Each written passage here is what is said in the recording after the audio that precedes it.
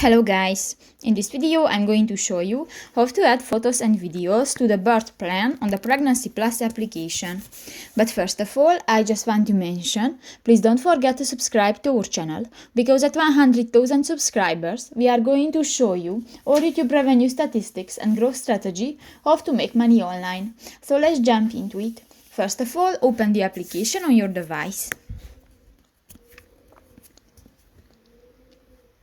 New, click to the Me button next to the baby icon at the lower bar on the screen and click to the birth plan option. In the select items section you can find the photos and videos under the fetal monitoring option.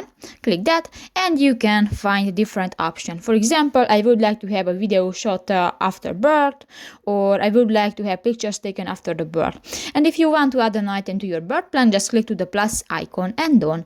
So just done. So that's pretty much it for this video, guys. See you in the next one. Bye bye.